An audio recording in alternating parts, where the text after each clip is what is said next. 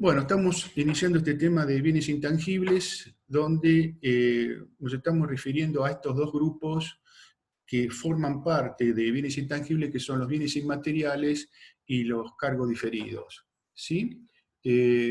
Como les acababa de decir, y como para que quede grabado, estos bienes inmateriales, en su concepto, representan activos, ¿no?, que confieren derechos a sus propietarios para su empleo en la actividad principal. ¿Sí? Es decir, eso lo convierten en activos de tipo operativo. Y estos derechos pueden estar limitados por ley, pueden estar limitados por contrato o pueden tener una duración no establecida. Puede darse cualquiera de las circunstancias. Por lo tanto, como estos activos, que para su condición como tal deben generar futuros ingresos al ente, a medida que se va consumiendo el derecho, se va extinguiendo el derecho, se va a ir distribuyendo el costo, el sacrificio económico efectuado para adquirir estos bienes a lo largo de todos aquellos periodos en el cual se benefician con el ingreso que se obtiene por estos derechos. De tal manera que se logre una correlación en cada ejercicio económico del beneficio logrado con el sacrificio y gasto realizado para obtener esos beneficios. Lo mismo que es muy similar a lo que mencionamos en su momento en el tema de las depreciaciones con los bienes de uso. Por eso les decía que las depreciaciones son un reflejo de pérdida de valor en los bienes de uso, del cual se distribuye el costo en los años en el cual el bien es de utilidad. Y en este caso, a los efectos de poder distribuir un costo o sacrificio económico efectuado en un periodo, se utiliza el mecanismo de las amortizaciones, de tal manera que cada cierre de ejercicio se haga un asiento con una cuenta de resultado negativo llamada amortizaciones a una cuenta PASA, amortización acumulada, que va a ir ajustando, por un lado, el valor del activo contra la carga del resultado en cada uno de los ejercicios que se van a beneficiar con su utilización. Bien, cuando hablamos de derechos, y repito y quiero que quede claro, no nos tenemos que confundir con el rubro créditos. El rubro créditos es un rubro que representa derechos hacia terceros. Y aquí el ente adquiere derechos que no son hacia terceros. Son privilegios, son franquicias. ¿Sí? Ahora vamos a ver las características que tienen este subgrupo, digamos de así, de bienes intangibles llamado bienes inmateriales.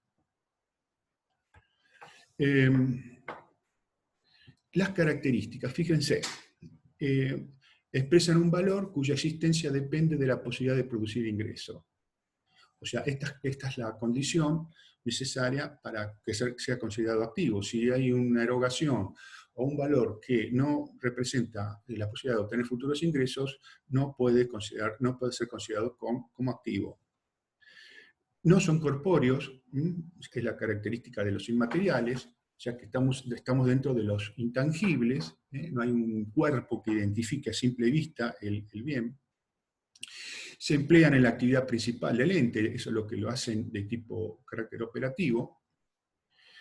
Su capacidad de servicio no se consume en un solo momento, sino que se consume a lo largo del tiempo.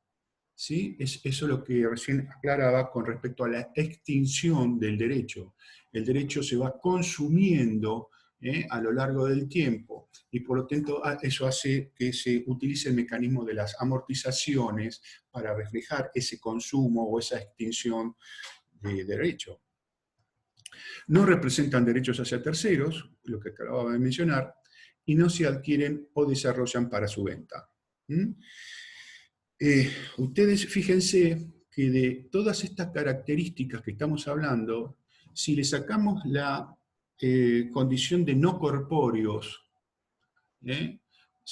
y le ponemos tangibles, serían las características de los bienes de uso. Por eso es un rubro que tiene características muy similares al rubro de bienes de uso, pero la diferencia está en que no son corpóreos. Por eso entonces los hace diferentes eh, eh, y los incorpora en este rubro de bienes intangibles, específico y separado del rubro bienes de uso. O sea, las características son muy similares. Si ustedes estudian los bienes de uso con esto, van a ver. Pero aquí tenemos bienes no corpóreos.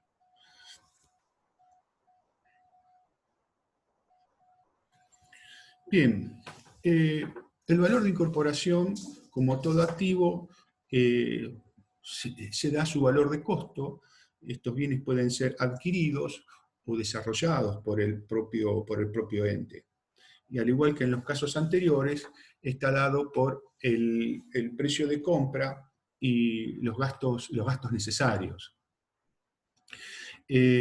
Podemos tener un caso especial en el cual no haya una compra, sino que el valor de incorporación del inmaterial está dado por el valor de un activo anterior.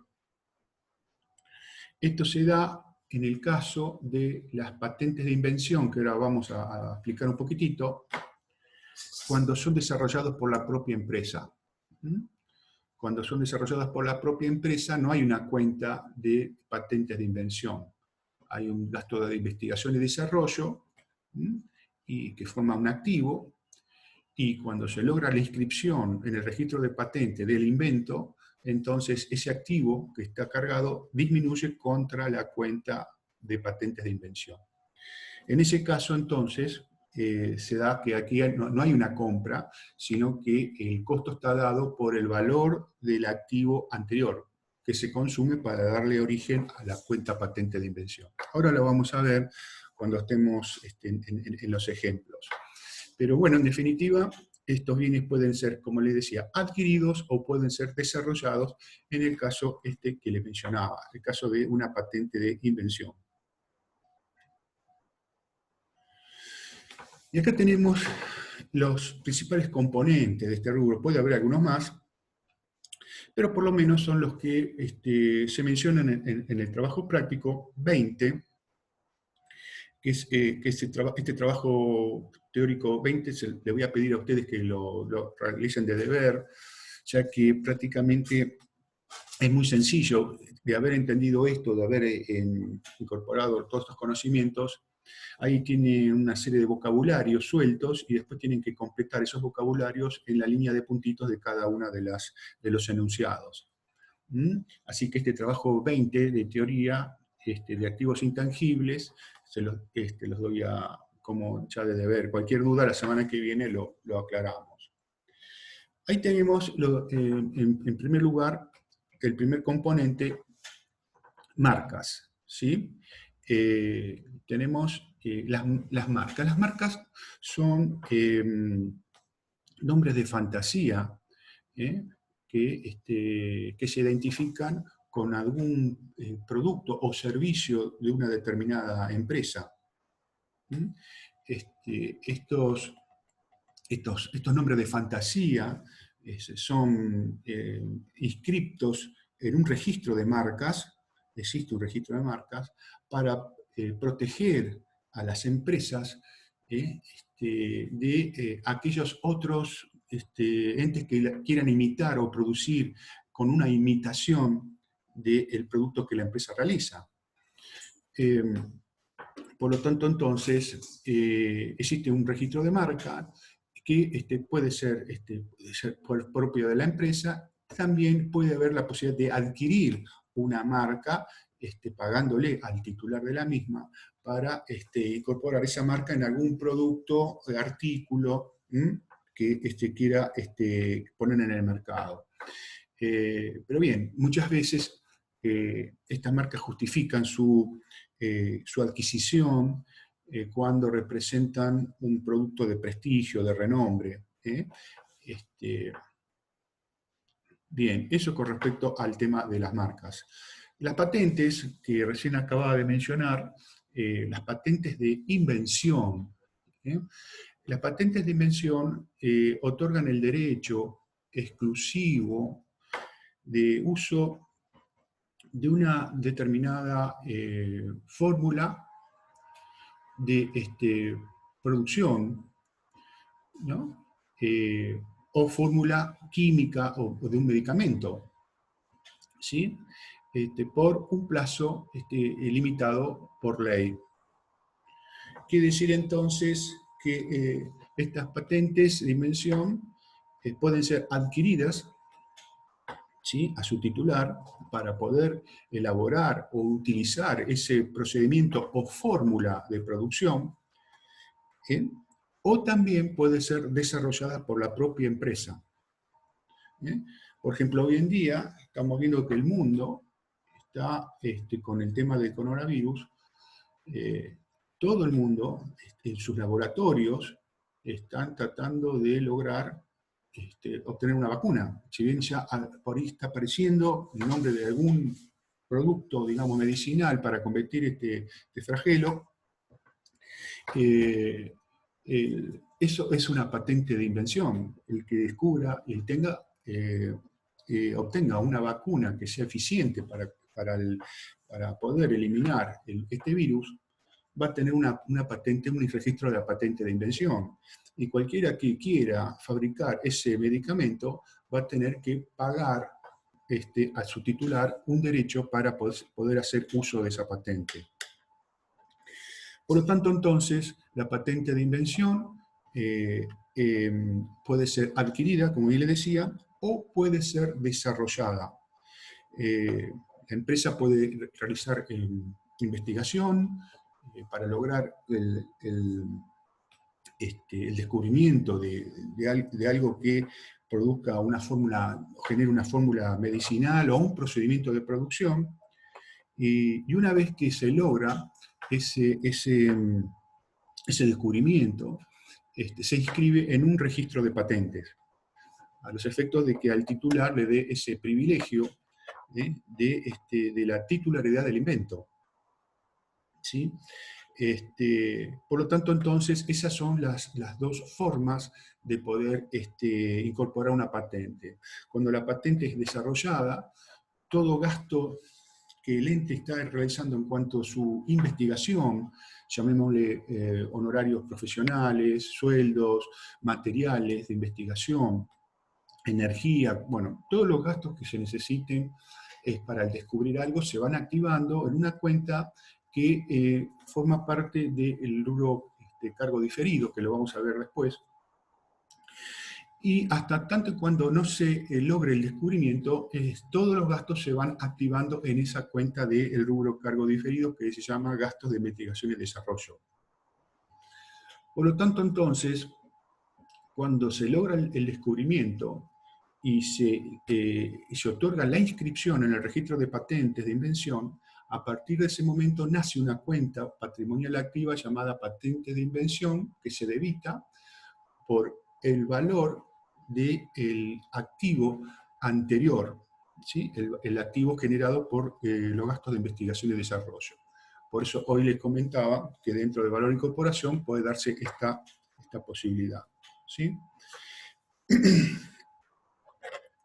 Bien.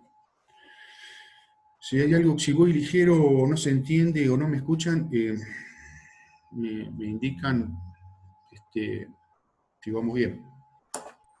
Vamos bien, profe. No escuché bien, ¿eh? ¿Está todo bien? Está todo bien, digo, sí.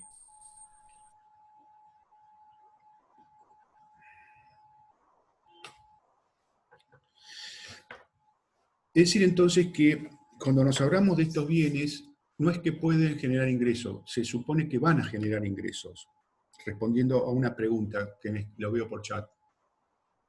Es decir, uno compra estos derechos sabiendo que estos derechos le van a generar ingresos al ente. Si un ente comprara un derecho y no genera ingresos, sería dado de baja en forma inmediata, porque entonces no reuniría la condición de generar ingresos futuros, que es la definición de activo.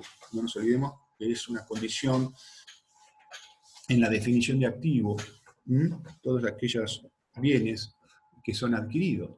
Si un bien que se adquiere o derecho no genera ingresos futuros, entonces se considera un gasto en el momento que se efectúa.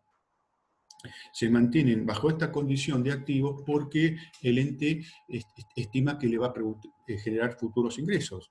De no ser así, será dado de baja. ¿Mm? Bueno, después tenemos los derechos de autor. También muy similar al tema de los derechos de edición. Los derechos de autor son aquellos que otorgan el derecho el uso de una determinada obra literaria, un determinado gráfico o un diseño de tipo industrial, ¿no? A través del derecho de autor, al adquirir un derecho de autor, el ente tiene la exclusividad del uso de esa obra literaria, ¿no es cierto? Ya sea musical, literaria, una gráfica o diseño industrial.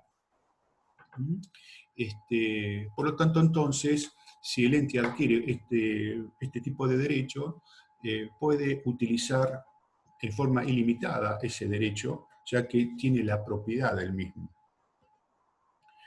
Con respecto a los derechos de edición, el derecho de edición es el derecho que se otorga a una persona de poder editar una obra literaria. Y esto se plasma a través de un contrato de edición que lo firma el autor de la obra con el editor, donde el primero, el autor, le otorga al segundo, al editor, el derecho a la edición de un determinado número de ejemplares, a cambio de cobrar un precio. ¿Sí? Por lo tanto, es algo parecido a lo anterior, pero aquí el derecho que adquiere, el derecho del adquirente es limitado. Es decir, la edición es de determinados ejemplares y por lo tanto entonces, una vez editado tantos ejemplares, finaliza el derecho. Por lo tanto, por ese derecho el editor cobra. Es así, por ejemplo, que se da en el caso de las editoriales de libros, ¿no es cierto? Ahora bien, vale aclarar que se considera un bien inmaterial los derechos de edición cuando el adquirente paga un importe fijo al momento de la firma del contrato. ¿Sí?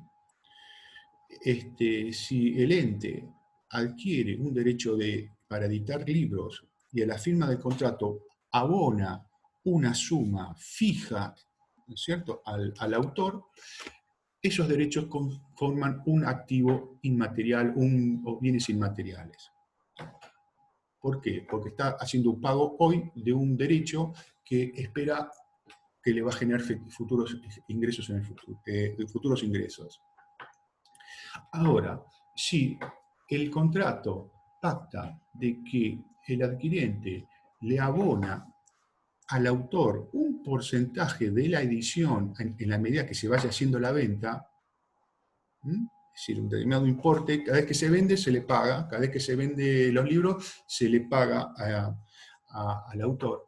En ese caso se consideraría un gasto, ¿sí? Porque el ente está haciendo una erogación por un ingreso presente y no por un ingreso futuro. ¿Se entiende? Por lo tanto, entonces, en una prueba, un examen, se le puede dar un multiple choice y le pueden dar estas variantes o estas alternativas. Entonces, ustedes tienen que saber conceptualmente que para que sea considerado un activo el derecho de edición, como también el de las concesiones o franquicias, tiene que pagarse un importe, un importe fijo, un precio fijo al momento de la firma del contrato. Esa es la condición.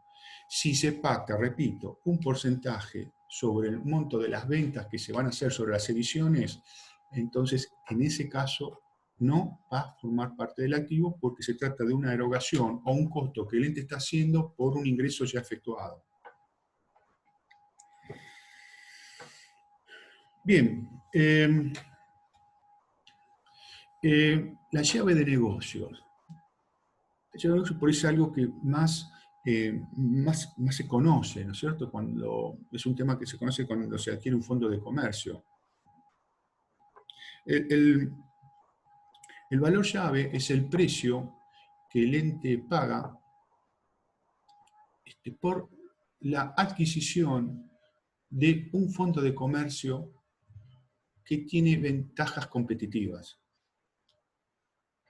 No estoy diciendo es el precio del fondo de comercio, no. Estoy diciendo es el precio que paga por las ventajas competitivas que tiene un establecimiento que adquiere para su empresa. Por lo tanto, entonces, el ente cuando adquiere un fondo de comercio tiene que pagar un precio. Si ese fondo de comercio no tiene ventajas competitivas, el vendedor del fondo de comercio le va a exigir que le pague el valor de realización del activo menos el pasivo a la fecha de la operación.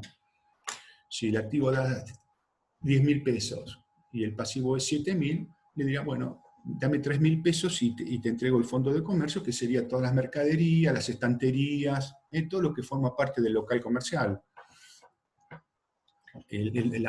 Las distintas marcas.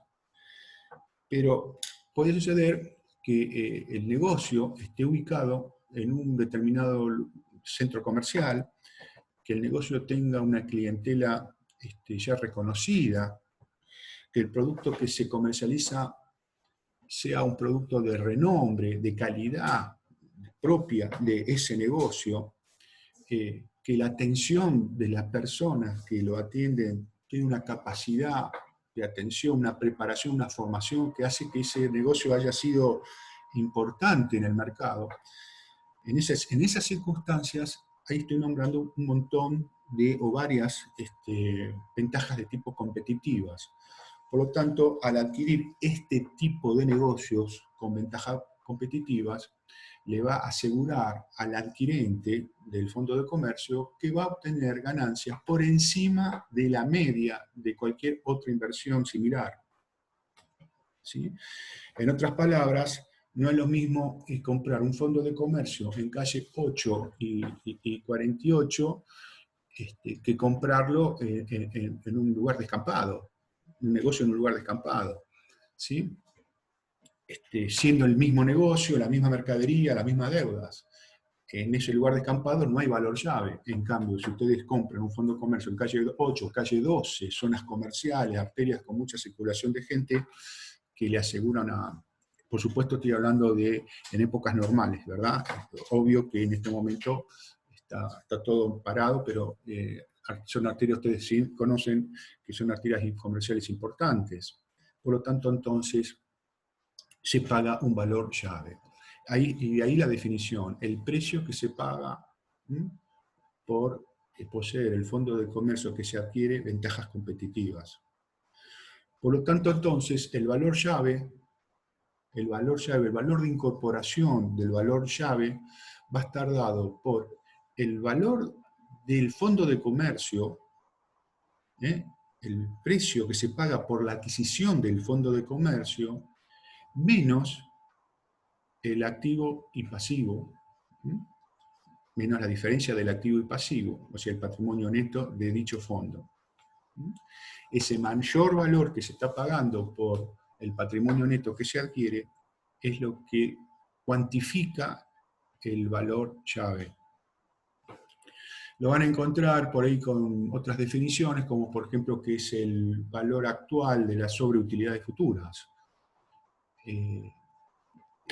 Porque realmente para fijar el precio del valor llave, el valor del valor llave, se tiene en cuenta las sobreutilidades de un sinnúmero de años, 4 o 5 años. Y las sobreutilidades son aquellas utilidades que exceden a la utilidad media o la utilidad normal de un establecimiento similar en otro lugar. ¿Se entendió entonces el tema? Hoy en día, esta puede ser una pregunta para un profesional de ciencias económicas más común, porque muchas personas pueden comprar un fondo de comercio, le interesa saber si el precio que está pagando es correcto, si es justo. Bueno, entonces habrá que ver si el precio que se paga por el valor llave tiene una relación con las ventajas competitivas que mencioné. Bien, después tenemos las concesiones, ¿sí? Las concesiones también son bienes inmateriales, forman parte de este subrubro y otorgan el derecho de explotación de una actividad. Otorgan el derecho de explotación de una actividad en un lugar determinado. Y esto podemos, con el concepto más cerca que tenemos, es en la facultad. En la facultad existe un café, un lugar donde se puede tomar un café con leche, es decir, un bar, en el cual cualquiera de los alumnos o profesores pueden acceder. El titular de ese bar tiene que haber firmado una concesión con la universidad para poder explotar ese rubro, esa actividad dentro del edificio de la Facultad de Ciencias Económicas. Por lo tanto, entonces, él al haber firmado esa concesión, que seguro que es por un número de años, él recibe el derecho de explotar su actividad en ese lugar. Y por lo tanto, nadie puede ir y ponerse un kiosquito al lado del bar, porque toda esa superficie, todo ese espacio, le corresponde por derecho a su actividad de explotación. Al igual que hablaba de los derechos de edición, las concesiones se consideran activos dentro de estos bienes inmateriales siempre y cuando que a la firma del contrato se pague un precio fijo. Si no se paga un precio fijo y las concesiones o el derecho de concesión se va cancelando con un porcentaje en el monto de las ventas que se hagan en el futuro, entonces en ese caso va, al igual que el anterior que vimos hoy, es considerado un resultado, un gasto, y no un activo. Quiere decir entonces, y que para que quede claro, que el ente tiene que haber desembolsado una suma de dinero, un precio al momento del contrato. Si no fue así, entonces no se considera bien inmaterial. Bueno, y por último están las franquicias. Las franquicias es el uso exclusivo, el derecho exclusivo de comercializar un determinado producto o servicio bajo ciertas condiciones. Bajo ciertas condiciones. Aquí ya no es desarrollar una actividad, sino comercializar un bien o servicio. Y esas condiciones están dadas por el titular de la franquicia, en el cual se establece cómo debe estar vestido el personal, la indumentaria que debe tener el personal, el mobiliario, el tipo de mesas que el color y la pintura que debe estar decorado todo el salón, como así también el producto que es comercializado, a qué proveedor se le debe de adquirir.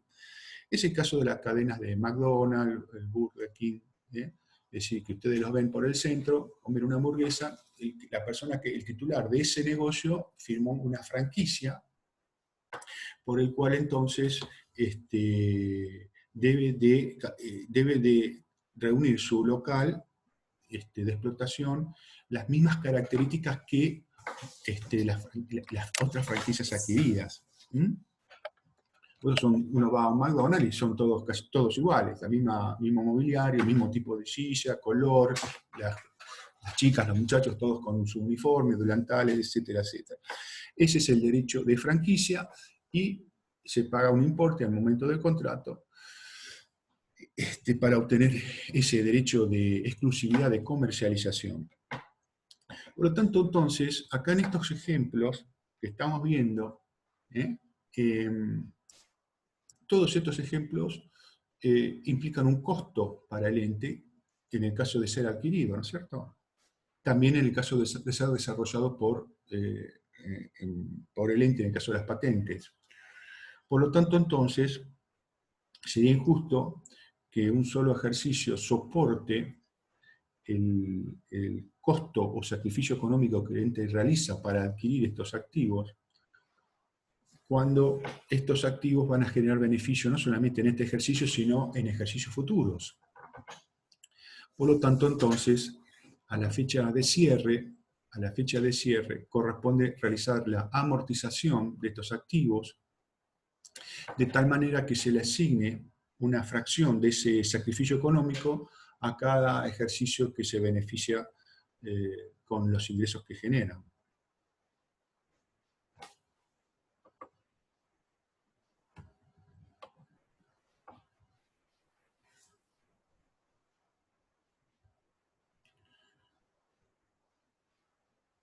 Bien, acá puse un ejemplo de lo que estoy hablando.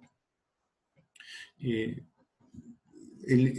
un enunciado supuesto o imaginario, el ente está adquiriendo una fórmula medicinal para su laboratorio, ¿sí? Y paga 100.000 pesos el 1 de abril del año pasado, ¿sí? Por lo tanto, entonces, como esa fórmula medicinal le va a permitir al ente elaborar vacunas o medicamentos, y eso comercializarlo, es una proyección de ingresos futuros. Por lo tanto, entonces, esa erogación es activada a través de la cuenta patentes de invención. Contra la cuenta Banco Nación, la forma de financiar este activo. Por lo tanto, entonces, si este contrato se firmó con un beneficio a 10 años, por decir así, quiere decir que durante 10 años el ente va a tener que hacer a la fecha de cierre de cada ejercicio el asiento que continúa. O sea, una décima parte se va a asignar como resultado de ese costo al ejercicio, a cada ejercicio que se beneficia con su utilización. Y por lo tanto, ahí tenemos la cuenta de resultado negativo como gasto de amortización patentes, por el cual se asigna una fracción de ese costo al ejercicio que finaliza, y la cuenta patrimonial activa saldo acreedor, amortización acumulada patentes, para ir ajustando ese activo que representa un derecho que se va a ir extinguiendo con el transcurso del tiempo.